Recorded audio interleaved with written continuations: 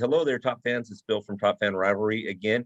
We've got Sarah in the clubhouse this afternoon. Good afternoon, Sarah. Hey, how are you? I'm doing great. Thanks for joining us. Sarah comes to us as a different fan than what we've had on before, and I'm going to let her talk about that in a second. But as usual, I've got to do our Top Fan Rivalry shameless plugs. Please, by all means, follow us on Instagram at TopFanRivalry.com or at Top Fan Rivalry, as well as Twitter, and also follow us or subscribe to us on YouTube. We have our YouTube channel up. It's doing awesome. So enough of the shameless plug. Let's talk baseball, Sarah. I'm excited to have you in the clubhouse. I'm excited to be here. Let's have some fun. Yes, let's talk it through. Okay, first question. Favorite team? New York Mets, obviously. I'm a Long Island girl. You're a Long Island girl. She's got to be a Mets fan. And those of you New Yorkers, that means that if she's a Mets fan, what is she in football? Jets. Okay, all right. You can't get those confused. For those they of you rhyme for a reason.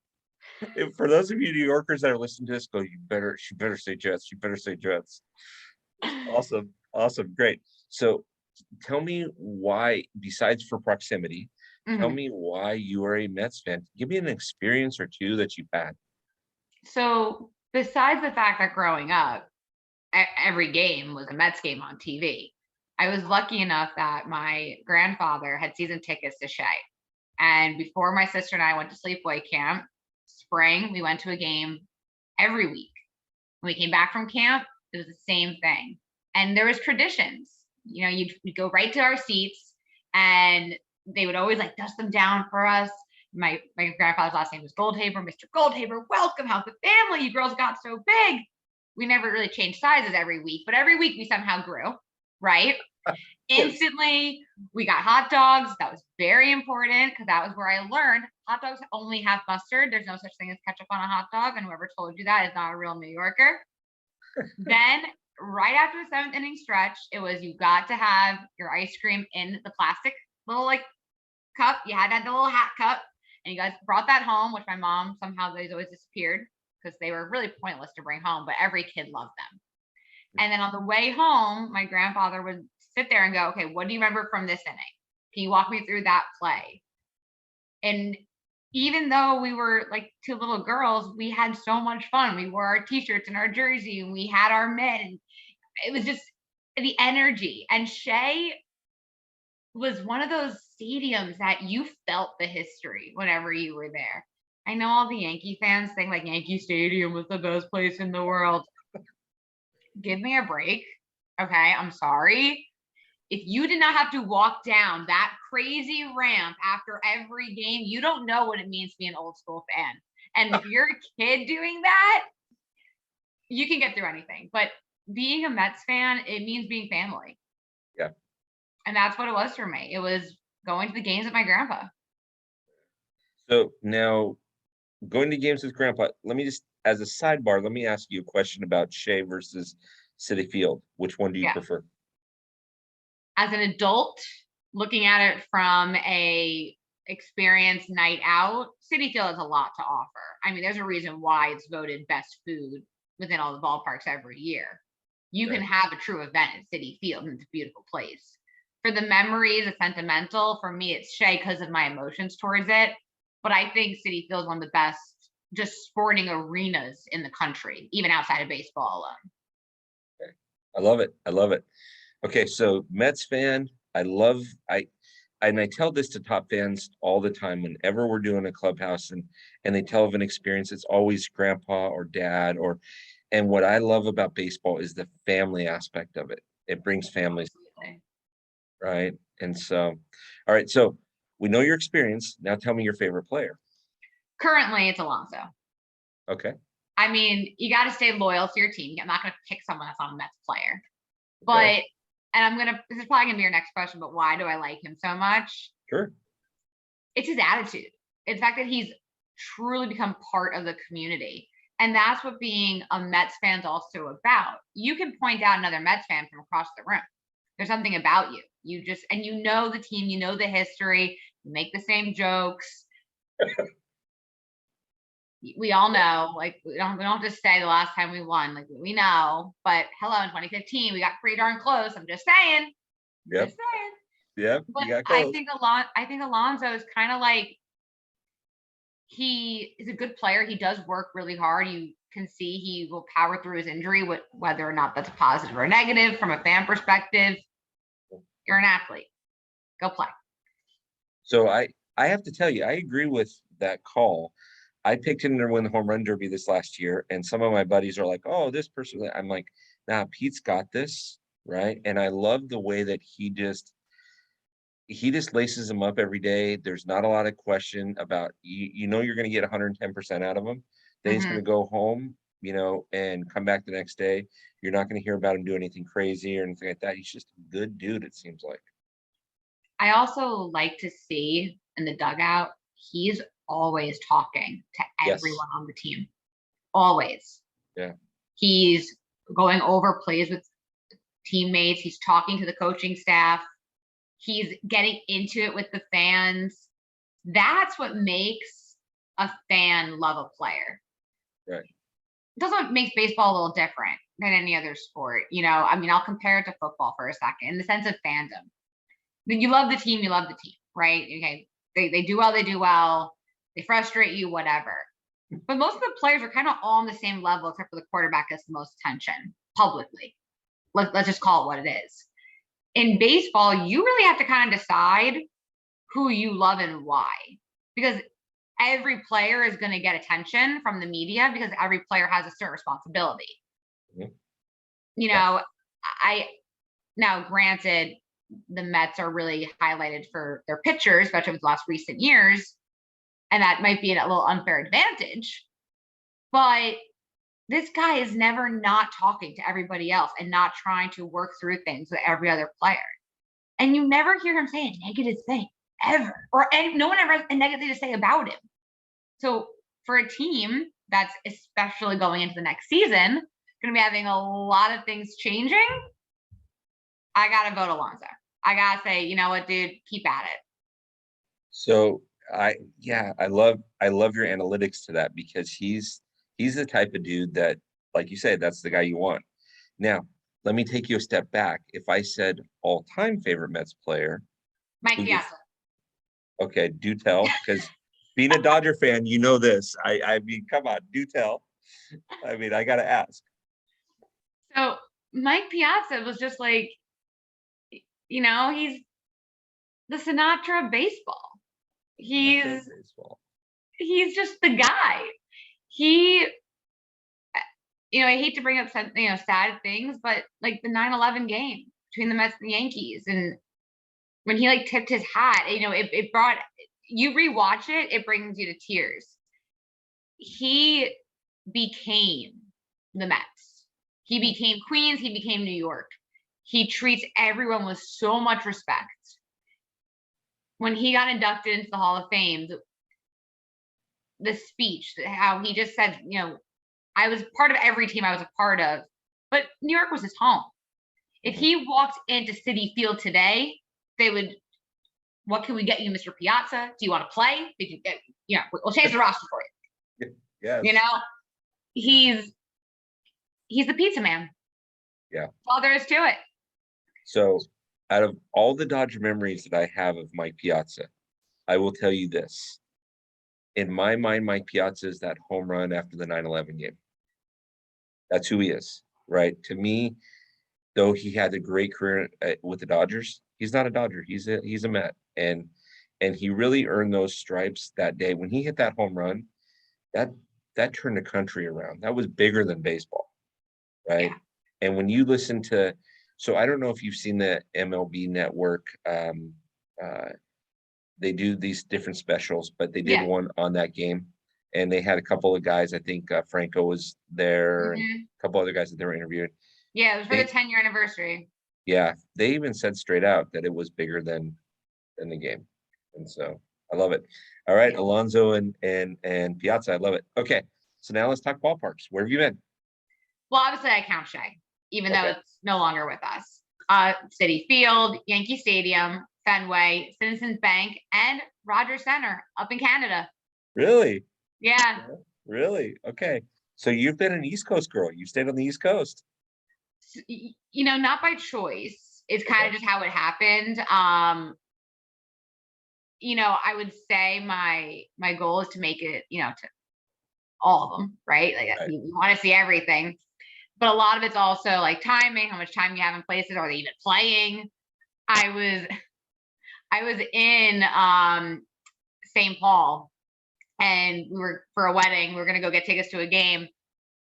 Well, they were playing, just not there. So but I will say, they're out of the parks I've been to, I hate the Red Sox, but there is something about Fenway Park. You walk in, you're like, okay, I do get it. I hate it, but I get it. And although, like, I'm gonna get heat for saying this, I didn't think the Green Monster was that intimidating or that big. Like, I don't know. I didn't really understand. I was expecting something a little bit more intense, just a green wall. Yeah.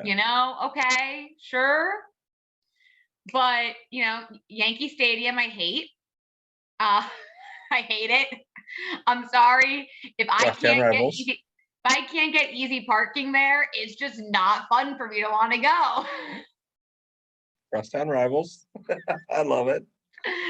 No, Oh. but yeah, I have a lot more stadiums to hit though, that's for sure.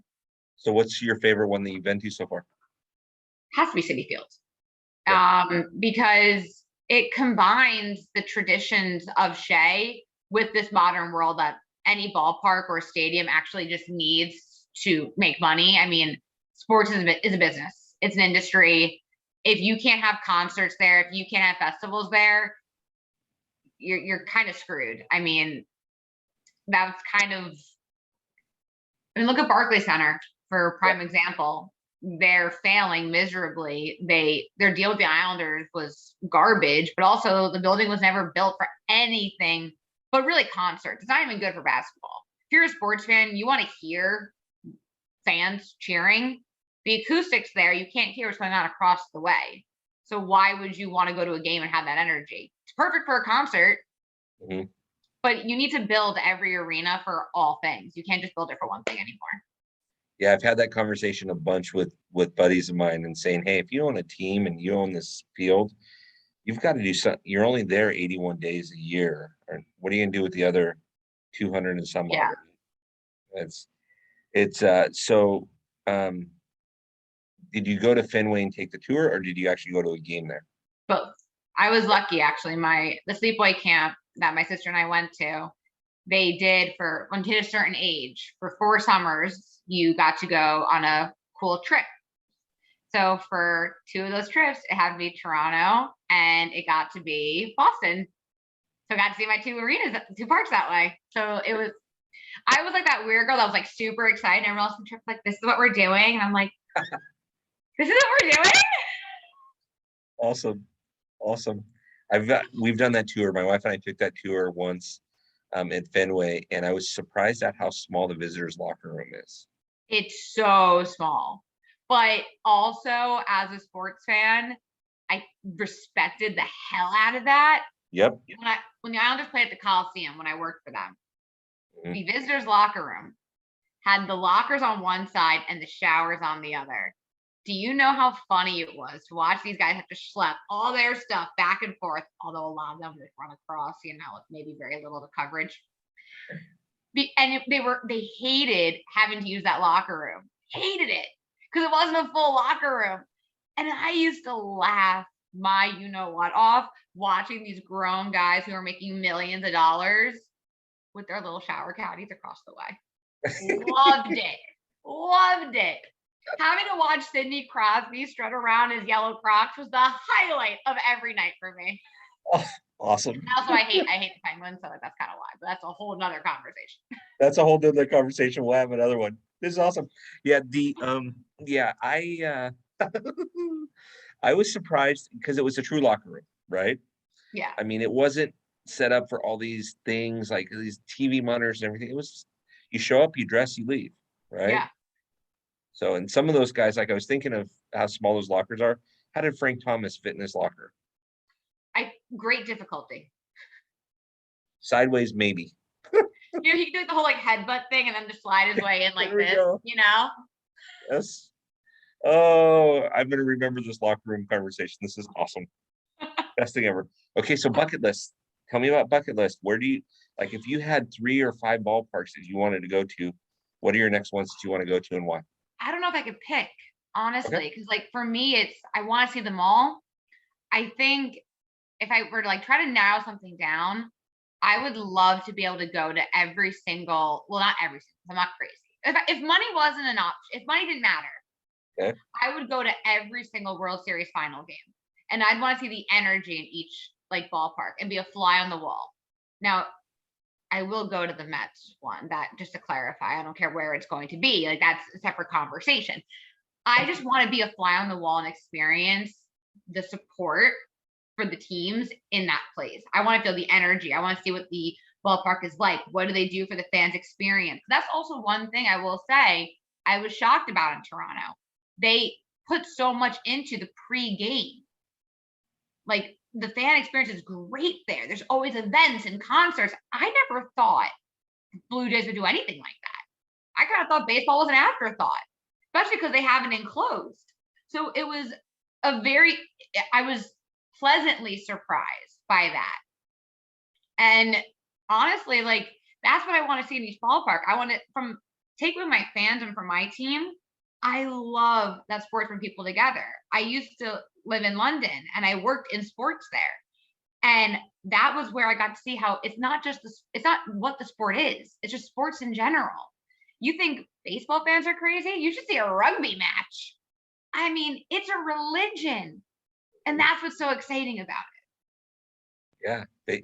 Sports brings people together. And like you say, sports, it does something to you. Just, I was trying to describe it to somebody the other day, and I was trying to say, when I have a rough day at work, right, and I want to release, I want to watch a sporting event, right? Whether it's my team in hockey or baseball, it gets a release for an hour or 2 hours, and if I can do it with some of my buddies, even better, right? Absolutely. A couple I love it. beers, wings, pizza. Oh, I mean, I'm just trying to put it all together here. Yeah, you're gonna make me hungry. You're gonna make me hungry. On the West Coast, it's just past lunchtime, and I skip lunch. So Hey, on I the can East have an Coast, early dinner in a couple minutes, right? yeah, exactly. On the East Coast, you got early dinner. Okay, so we got the 2022 season. We still don't Yeah. know about the CBA. There is slight rumors that we might not start on time. But in a COVID world, we're kind of used to none of our seasons starting on a normal time, right? Right. It's fine. Yeah, we're not used to, yes, in this COVID world, but we may not start on time. We may lose a couple of games. Um, Yeah. Assuming that all goes well, 2022 for the Mets, what are you looking forward to? What's your excitement level for your team? Well, the excitement level is really high just because of the new leadership that's been brought in. I think at this point, as any Mets fan would like to say, we want to see the money being spent properly and what's really going to invest in the correct talent. On a selfish note, I'd like to see a lot less injuries. That'd be great. Drink your milk, boys. Keep your joints, nice and healthy. We'd all appreciate that. But I think, you get to a certain point with every team where a lot of it. You can nitpick each thing, but I think for the Mets, it's really this new leadership is going to be the biggest determining factor. It starts at the top. If you want to compare it even a little bit to the Jets this season, although people are like, well, the Jets didn't get far this season. Well, they have a brand new leadership. You kind of have to give it a season. I'm not really expecting the Mets to win the World Series this year. I expect them to adapt, to learn what's like under this new, regime, and, stay a little bit healthier throughout the season. That would be great. Health is a big deal, right? In 162 games, health is a big deal. I mean, keep in mind, I'm a Dodger fan. It's Clayton Kershaw hasn't been healthy for a full season in a long time. I would also like the MLB in general to kind of see how the NFL and the NHL, I guess we can throw in the NBA, but to be honest, I don't even really count not as much of a league these days, but did I say that out loud? No, not at all. I hope they can look at how they've handled the COVID protocols, because they've definitely both have struggled, and MLB has the benefit where they get to kind of see the mistakes of those seasons and work around them. I think the teams need a little bit more structure with that. I think we've seen that in the other, like, I mean, the NHL's been a mess.